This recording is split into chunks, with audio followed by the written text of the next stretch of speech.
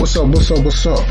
Welcome to the Sports Sidebar Podcast. You're tuned in with your boy Rich, and I'm here with my buddies Tom and JD, and we're about to get this thing started. Let's go.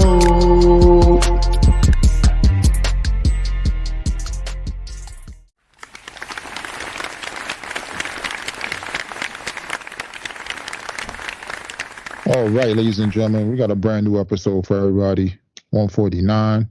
How's everybody doing tonight? Doing good, Rich. How you doing? Doing great, man. Just trying to figure out my lineup for fantasy so I get back on track before week 5. So, how's everything on your end? Same, man. Just hanging in there. Took the beating from Dallas that was kind of expected, and yeah, from the fantasy side, had a nice comeback week. Looking to roll that into week 3. Yeah, I think this week's gonna be an easier week for me. It's gonna be I just got, like I said before, I gotta get rid of one of these running backs before Kamara, what's the name, and JT comes back. So, I mean, let's get right into it, man. I mean, your Jets, man, they took a hard loss. I don't want to say hard, but like homeboy said, they are who we thought they were when it comes to your boy Wilson. Yeah. I don't think the Wilson thing was unexpected, like we talked about. I mean, to be fair to him, I thought he played okay for the first 3 quarters, and then, I think that when you have him in there, you expect a lot from your defense, and defense wasn't really there. Dak kind of was getting whatever he wanted. CD had a huge game, and yeah, so the defense isn't there, and you're down 1-2 touchdowns. That's not how the Jets are going to win with Wilson at QB. No, definitely not, man. I'm surprised you guys barely ran the ball, which I thought would have been in your favor against the Cowboys to kind of slow down that pass rush, but barely ran the ball. I think that's part of the problem. That's part of the problem when you get down, right? You just kind of like abandoned the run. And Breece Hall obviously wasn't thrilled after the game, and don't blame him there. He only got four touches. I think Dalvin Cook only had 4 touches. So, yeah, I mean, you got to do better. Yeah, I feel like you got to start the game off run heavy, just to set the tone, because then those guys can't cheat and try to jump the snap and get to the quarterback, because that's when they start licking their chops. So, but I'm hearing rumors that you guys are trying to get Carson Wentz, man. No, thank you. Moving on. What if he comes back and reinvigorates his career, man? It's not happening. The ship has sailed. Do you think he'll be better? You think he can be better than Wilson, or just straight up nah? No, I don't think so. I don't think he can be better. Dang, man. What outside of Brady, are there any other quarterbacks you would want to see him pick up? I wouldn't mind a guy like Colt McCoy. I don't know what the gain over Zach Wilson is. I think, if you traded for a guy like Jameis Winston, something like that, I could get on board with it. But at that point, you're basically saying you're done with Zach Wilson, which fine if that's the route you want to go, right? But the second you go and trade for another backup quarterback in the league to take over, that's it. That's it for him. Might as well get rid of him. Yeah, I mean, you think he'll be too butthurt if another quarterback comes in, or? No, yes, he'll be butthurt, but what's the point if you're not gonna play him when your starting quarterback goes down? He's your backup. Then what's the point if you're gonna go try to sign somebody else? If you trade it for like a number 1 guy, then that's different. But I don't know any number 1 quarterbacks that are getting traded. I mean, if you went for like a Matthew Stafford or somebody like that, I could see it. You could still keep a Zach Wilson there, but other than that, no. If you're trading for a backup, you're done with him. Yeah, in my mind. I think it's gonna be interesting to watch to see how it unfolds. Mm-hmm. Whether the Jets get desperate and go out and get the quarterback, or they just wait it out till Rodgers comes back next year and just gain the experience for this year. So, and then we had the Thursday night game. I know we skipped around. We had the Eagles and the Vikings. Kind of what we thought. I mean, the Eagles were kind of win that game. But the Vikings kind of made a game out of it towards the end of the game. They started catching up, but I felt like it was too late, man. The Vikings went out and traded for Cam Akers. Madison is not getting it done. I think everybody thought that going into the year. They're going to need another running back, so it's going to be interesting to see how that situation plays out as well. Yeah, that was one of those situations where we're talking about like backup guys rolling into a number one role. How's it going to play out? Similar to Tony Pollard, and yeah, I think bringing Cam Akers in makes a lot of sense for them. Split up the carries again, get the dual back system going, and take a little pressure off Madison. Yeah, I mean, I don't know if pressure is the right word, man. He's not been doing good at all, man. Whether it be like breaking tackles, running the ball, just sometimes there's just like a lot of internal pressure on yourself, right? When you're put as the number one guy. So maybe this kind of sparks something in him. I mean, I hope so, man. Otherwise, he's gonna be sitting in that back of row for a long time, man. And then we had some Sunday games. I mean, we had the Giants almost looking like they were playing the Cowboys again. Down like 20 zip by halftime. Thank goodness I turned it off. Tried to watch another game. Then eventually started coming back. But ultimately, I mean, this is a game the Giants should have won, but they lost Saquon for about 3 weeks. So now coming into a few harder teams coming up, it's gonna be interesting to see how it fares out because the team's gonna be heavily relying on your boy Daniel Jones to get it done. Mm-hmm. I had them in my suicide pool, so when they got down 21-0, I had written that off. They came out quickly, scored a touchdown, which was nice. I was like, okay, they can do this. And then there's I don't know. I was watching. There's some BS penalty or something like that, and they kept a Cardinals drive alive, and they ended up coming down, scoring a touchdown, making it 28-7. I was like, done again. And then, yeah, I mean, they played well down the stretch. There's been a lot of talk about, who's calling the plays over there. Dable said he wasn't calling the plays, but it really looked like he was the whole second half. So interesting dynamics rolling out in New York over there. Oh yeah, because he's also the type that even if somebody else was calling the plays, like he seems like the type that wouldn't want the credit, right? Kind of to save his guys. So it's gonna be interesting to see come this game because we have the 49ers. So if you thought Dallas defense was crazy, so was this one. So hopefully we're gonna figure out how we can run the ball, whether it be through Danny Dimes or the collective running back group we have.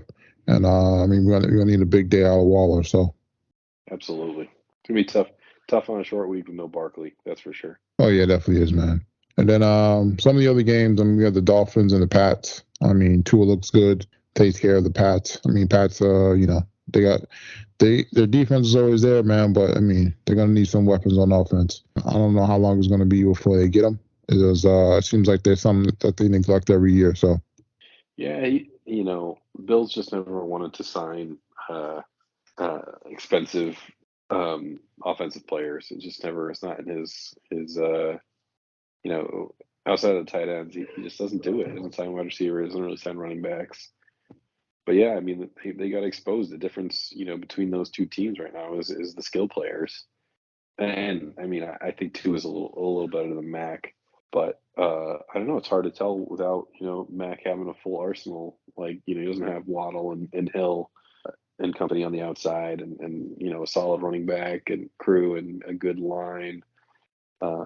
And obviously McDaniel's a good coach, and he sets up to succeed.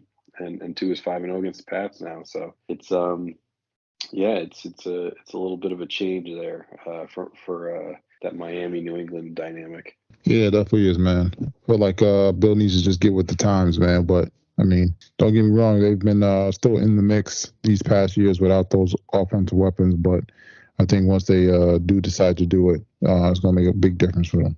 Mm-hmm. I don't know if they will. I mean, we'll see.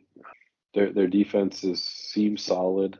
Again, tough matchup with Tua. They definitely had a game plan coming in of getting the ball out quick, doing those slants, some outs, some post plays, and they execute on those well. Oh yeah, that's the thing. They're figuring out, hey, we don't want Tua to get hurt, so the best way to do that is get the ball out quick. And these guys are fast as hell, so once they get the ball, they're able to make magic out of it. So Brady did it for years, right? Get the ball out quick. Yep, and that's them slot receivers, them tight ends. I mean, the run game. I mean, they pretty much got everything. They just got. I feel like their defense should be way better too, as far as the Dolphins. But maybe when Ramsey comes back, that'll be a huge difference. Yeah, I think so. Before that, we had the Chiefs versus the Jaguars. It was a case of the big bro versus the little bro. The Chiefs defense played great. They shut down that Jaguar offense, kept them at bay, and then Patty Mahomes did what he needs to do to win the game, man.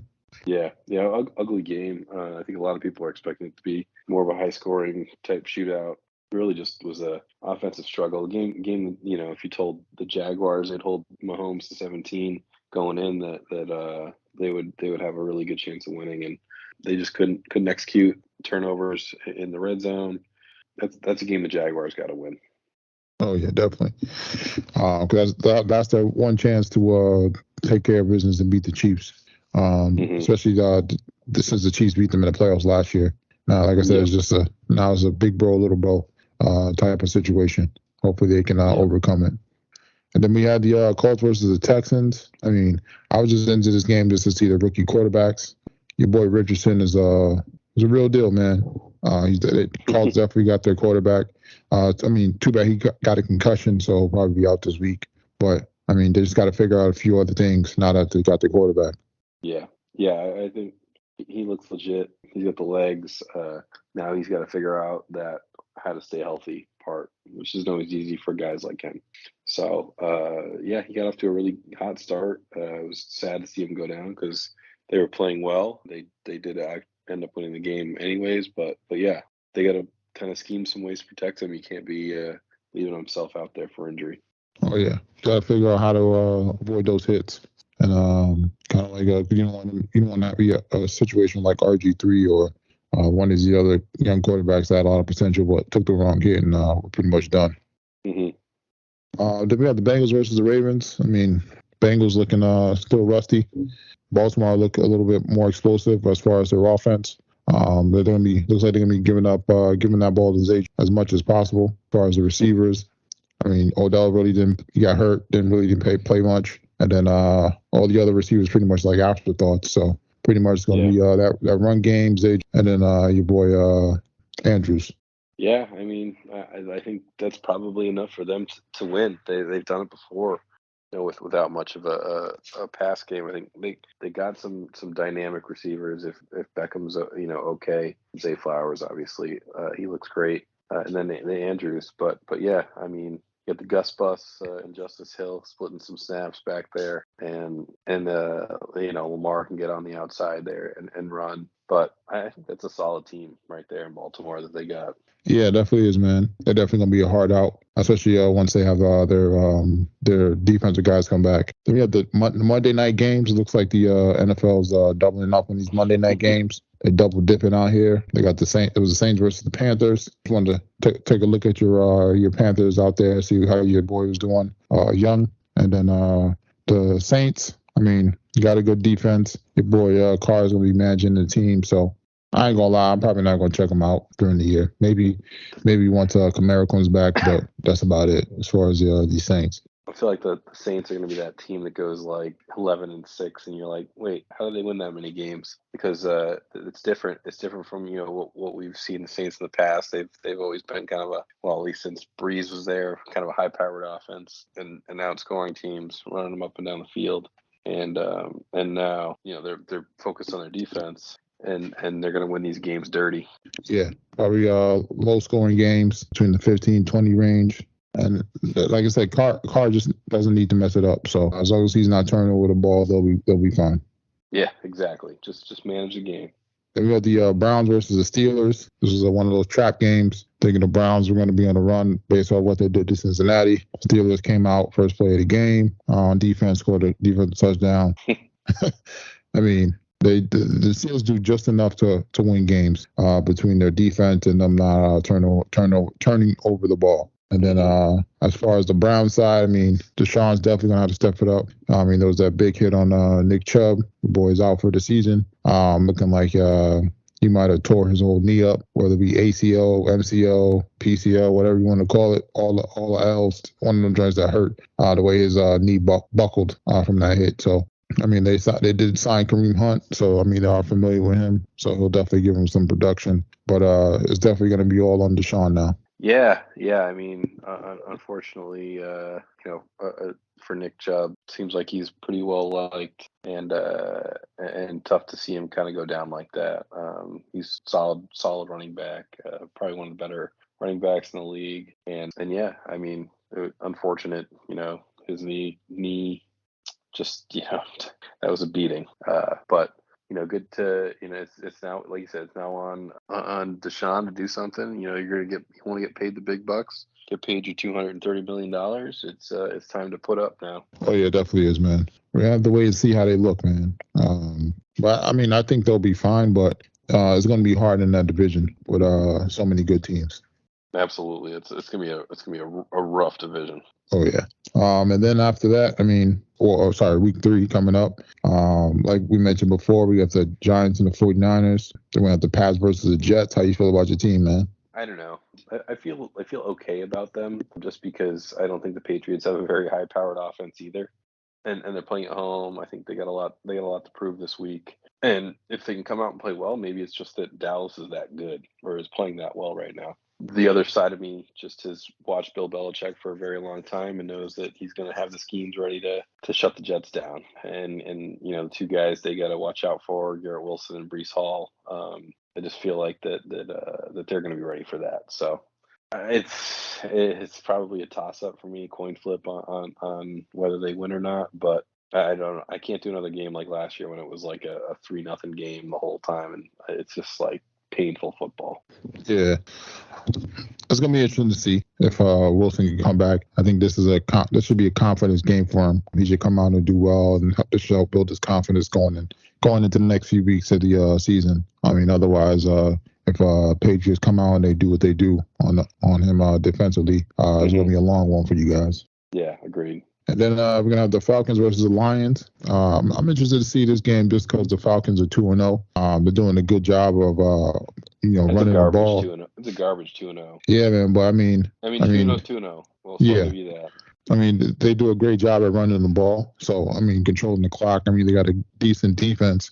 Just to see if how legit their defense is as far as shutting teams down. I mean, Lions are one of the top offensive teams in the NFL. So, you got their vicious run game, their two-headed monster. So just to see if how much of this game they can control. This is pretty much the real test for the Falcons. Kind of see how good they are compared to a team that was in the playoffs or on the cusp of being in the playoffs. So we're gonna have to. I'm looking forward to seeing this. Yeah, I mean, Bijan Robinson's a monster. I just think if you put Taylor Heineke in for me, I just feel like that makes that offense a little more dynamic. I just don't think Ridder's the guy. Unfortunately, watching him pass the ball is painful. Yeah. So they got too many weapons for him not to be going crazy over there. Exactly. Their offensive, the offensive side of that ball is the offensive side of the team is just loaded. Yeah, man. They're gonna need to make that switch. So then on the Lions side, I mean, I'm just looking forward to seeing them continue, the momentum they had off of last year to get in the playoffs. So they're kind of like an underdog team, but kind of rooting for them just to get in the playoffs because it's about time, man. Right. And then outside of that, we have the speaking of 2-0 teams, we got the reverse 0-2 teams. We got the Chargers and the Vikings, man. Chargers with all that talent, they just can't put together wins. And then on the other side, we got the Vikings, kind of more of a one-sided team, more offensive team. They kind of just can't really shut teams down on the defensive side, which has been their Achilles heel. So, yeah, this is one of those matchups where the winner's got a little bit of hope coming out of it, and the loser's like maybe getting ready to pack it in for the year. I think the Chargers are probably the better team. I just don't think that they're that well coached. They got a good quarterback. Again, all the weapons on the offensive side of the ball in the world. Their defense is actually, pretty okay. I don't trust their coach. And then on the other side, you got I would say Kevin O'Connell's a pretty good coach over there from Minnesota. The problem there is the quarterback. He can be really good at times, and then you're like, sometimes you watch, and you're like, how's this guy even playing football? So, I mean, yeah, this is definitely one of those matchups where it's like, all right, someone could win this game, win a couple in a row, and then they're back in it, but could also send the loser into the doldrums there. Oh yeah, man. It's gonna be interesting to see because they were saying showing the teams that started off 0-2 that made the playoffs. Only one team has did it, which is the Bengals, which was last year. So it's gonna be interesting to see if either of these teams could come back because both these teams were in the playoffs. Didn't the 49ers start 0-2 last year? And then they won like 11 or something. No, I think they were 1-1 between the first two games. They won 11 in a row at some point during the season. I think they won the first one and lost the second one. Didn't won the 11. No, they definitely lost. They definitely lost the first one because I had them in a suicide pool and I lost. Let's see. Because I know the Bengals lost the first two and then they won like 11 straight. Yeah. That is correct. Maybe they lost the second one. So they were 1-2. That's what I was thinking. They lost the first game, won the second, lost the third. They won a couple, lost a couple. So they were 3-4, and then they won 10 in a row to end the season. And then 2 in the playoffs. Yeah, so that's what I was thinking of. So yeah, they were 3-4, and won 10 in a row there. Yeah, so I mean, it's gonna be interesting to see if either of those teams could bounce back. I mean, yeah, the Chargers, they just got to figure out. They just got to close out games, man. I mean, they can put up points, but I mean, their defense has talent. They just can't stop anybody, man. Right. I don't know if it's the coaching or something's going on over there, man. It's probably the coaching, man. But we're going to wait and see till next season, probably, when they get a new coach. Yep. The Bears and the Chiefs, I think it's going to be an interesting one just because the field situation. He kind of threw his coaches under the bus, saying like the play calling is kind of robotic. Or most of he said he was playing robotic. So there seems to be some kind of disconnect between the plays being called and the way he likes to play. So I mean, they got to figure out some kind of happy medium where they use the best, they use his abilities to the best, and they get that offense going. So yeah, agreed. I'm expecting a lot of great things from him. So and then we got to have the Steelers and the Raiders Sunday night game. I ain't gonna lie, man. I'm definitely gonna skip this one. But I mean, I'll probably tune into the score just to see some of those weapons on the. I'm interested to see about the tight end on the Raiders, man. Because Meyer was one of the top tight ends coming out of college, and they're not giving him no burn over there. So yeah, I might check it out just to see what's going on over there. But on the Monday night games, these are more eventful games. I mean, they have the Eagles versus the Bucks. I'm going to be interested to see your boy Baker Mayfield. Supposedly a new quarterback. Talking about he's reading defenses, reading their plays. With that Eagles front line, I mean they're going to be getting after him. So it's going to be interesting to see what happens. And then they got NFL's hitting us with a double whammy between the Bengals and the Rams. I'm hoping this is going to be a shootout, but the Bengals need to wake up though. I mean, Vegas isn't planning on this being a shootout. They got the over/under set at 43.5. So I think both offenses, struggling to score the ball right now. But I think the Rams are like the second best offense in the league. I think right now. Are they? Yeah, well, I think they're like second or something in like yards a game. Oh. I know the Bengals are last. I think the Bengals are like last though. So either way, this is also a revenge game too. So little revenge game from the Super Bowl a couple years ago. Super Bowl, yep. It's definitely gonna be interesting to watch, just to see if the Bengals wake up, and then to see how the Rams offense can still be cooking, man. Yeah, for sure. And then on to the NBA. I mean, not too much here. Boy Dame does some interviews, stirs up the trade rumor talk again. I mean, just gonna have to wait and see where he goes, man. He wants to stay with the team, then he doesn't want to stay with the team. He says in the perfect world he would stay with Portland, but then he talks about how Portland's not on the same page as him and winning. So he wants to be out of the inside it, but doesn't really say it. I mean, right. Just this back and forth, it just needs to stop, man. Either ask for the trade or go back to Portland. Like, Yeah. if you're gonna ask for the trade, let them. Yeah, or just put it out there, man. Shoot like James Harden, man. Like, Yeah, yo, exactly. they liars, man. Get me out of here, man. Do something like that, man. But I mean, we got about 5 weeks away for the NBA starting, so it's gonna be interesting. See if he gets traded before then or during the season. So Yeah. then we got MLB closing out of the regular season, get ready for playoffs.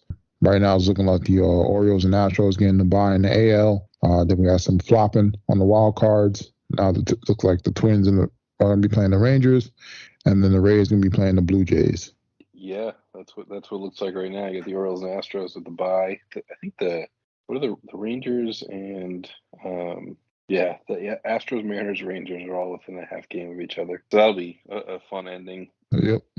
And yeah, so we'll see what happens there. You got three teams looking for 2 spots, or actually, in the end, 4 teams looking for 3 spots. But Orioles locked in playoff. Orioles and Rays both locked in playoff spots. They just got to figure out who's going to win that division. Yep. And then it looks like the Twins have essentially locked in the Central. Mm-hmm. So yeah, it should be interesting here in the AL. And then, like you said, you got in the NL, you got the Braves and Dodgers who kind of locked up those top 2 spots, both buys. And right now it's Brewers, Cubs, Phillies, Diamondbacks. So that could be interesting. I mean, it's tight in the NL. You got the Reds, Marlins, both nipping at the heels of the Cubs. So should be a last. I think what do we got? 9 games left? Something like that. Mm-hmm. So yeah, a little battle here down the stretch for the Cubs to hold off some of the contenders that are coming up. Oh yeah, every game is going to count going forward. So. Oh yeah. And then we had college football. We had Colorado versus Colorado State. I ain't gonna lie, man. I thought it was over for Deion and them, man. But yeah, I mean, they obviously got off to a slow start. But Shedeur Sanders took him down the field. It was a 98-yard drive. Tie the game, sent it to overtime, and then Colorado takes it down in OT. Yeah, man. Just that was a wild game, man. I ain't gonna lie. I thought it was over for them just because they had the injuries to Hunter. Mm-hmm. They had the late hit on him. That was such a cheap shot, and I know Deion kind of protected the kid in the media, and he probably didn't deserve what he was getting. But that was a solid 3 or 4 steps he took after, and still took a shot. Mm-hmm. Yeah, man. It sucks. Bad. Yeah, man. I mean, just the fact because he also lacerated his liver, and now he's out for a few weeks. So when you got a guy who's one of the top corners, corner prospects as far as college football goes, and he's playing receiver as well. He's playing both sides of the ball. And we really hasn't seen that since Wilson. And he's good on both sides. So, I mean, he's somebody they're going to need in these next upcoming games because they're going to have Oregon and then they're going to have USC. On the defensive side, they're going to need him to shut down some of these, skilled players. So it's going to be interesting to see. I mean, they got Oregon this week at 3 on Saturday. I think the eye makers are having our favoring Oregon just because they're more of an offensive, explosive team, and Colorado's going to be struggling against those teams that have good offensive line, defensive line, because that's one of the areas they're lacking in. Yep. But I mean, I wouldn't put it past them, man. I mean, they believe, so I mean that's half the battle. So. Yeah, no, agreed. I think it's gonna be tough against Oregon this weekend, the first major test, and then you got USC coming to Colorado. Is it next week or a couple weeks? But yeah, we'll see what that Colorado team's made of. I still like them to cover. I think it's like a 21-point spread or something like that. So yeah, we shall see. Oh yeah, they're making college football way more interesting this year. Yeah, I mean, there's no. Well, I feel like in a long time, actually. I think most years you pretty much know Alabama or Georgia was going to win it all. But, I mean, despite Georgia's probably still going to win it all, but they're making every week more meaningful as far as some of these games. Yeah, 100%.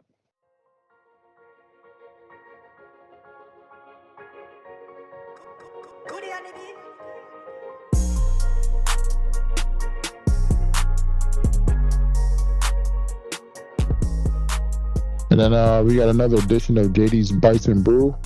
What you got for us? All right, so for this week we got brisket tacos. Okay. So we got a smoker last week, and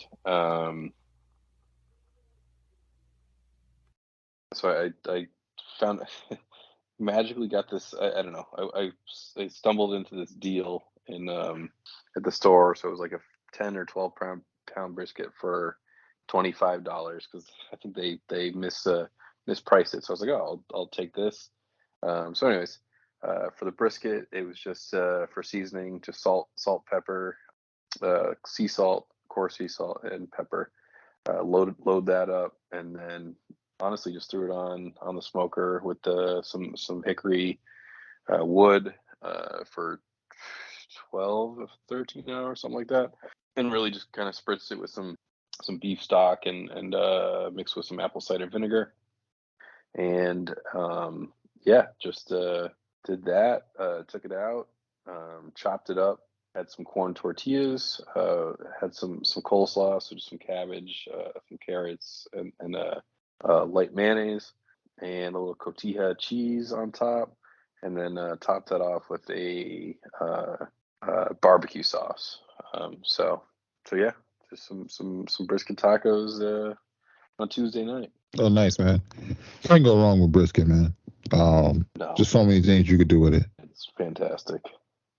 Yeah, man. You just eat it straight up too. You don't even gotta eat no sides or nothing. Just eat that. Take that joint straight to the face. Pause.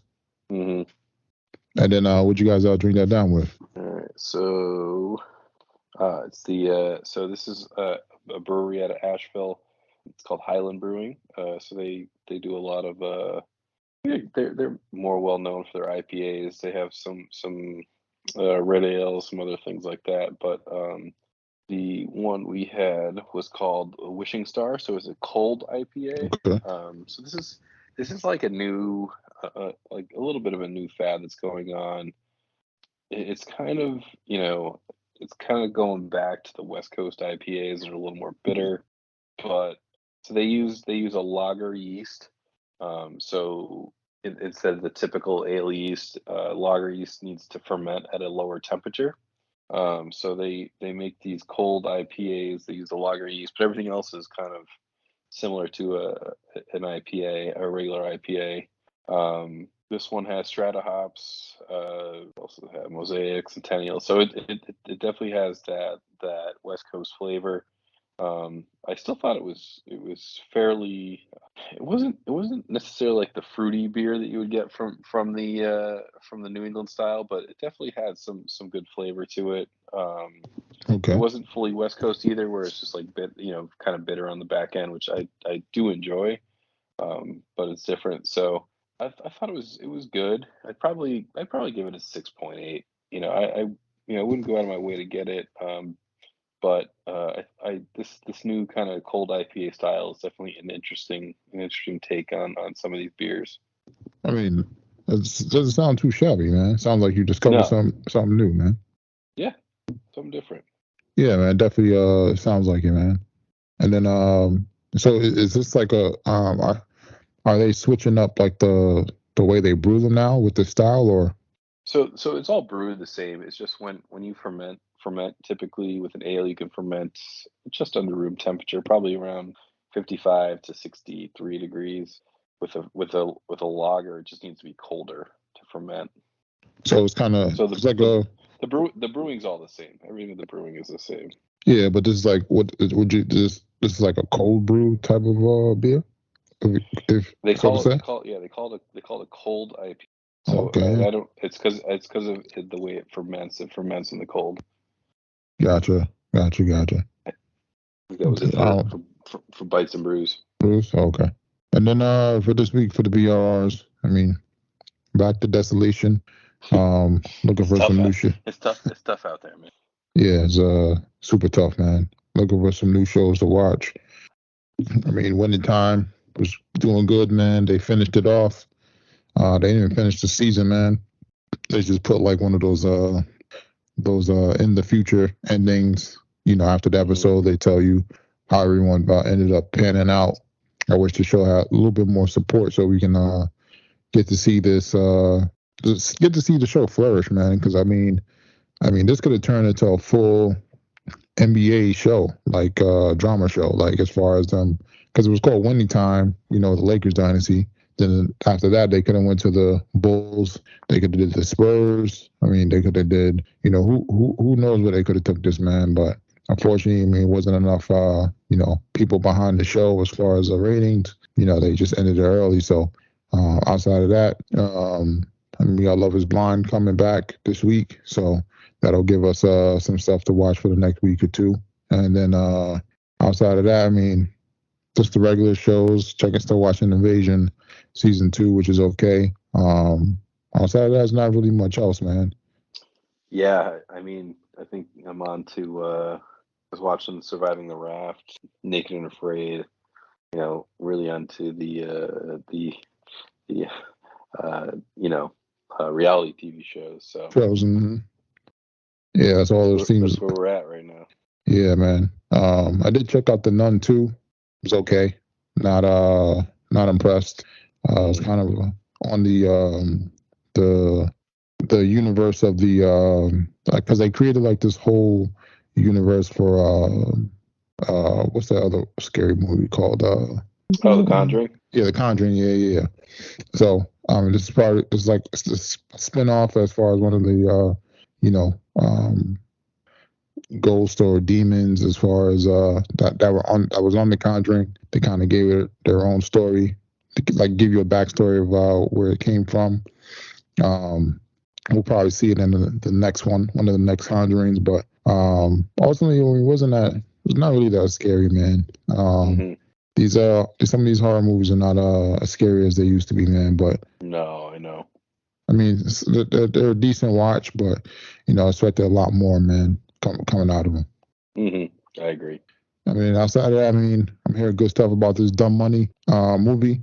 That's pretty much about the people that made money, all that money off of GameStop and some of the other stocks when we had that little market crash. So I'm hearing good things. I heard it was funny. Just overall good movie. So I'm looking forward to checking that out. But it doesn't come out for another 2 weeks. So yeah, outside of that, nothing really else out here, man. It's tough sledding in the show world right now. Yep. Thank goodness we got football keeping us alive. So exactly. And then that's pretty much it, ladies and gentlemen. Until next time. Till next time, Rich. I want to thank y'all for rocking out here on the Sports Sidebar Podcast. Give y'all something to ride out on.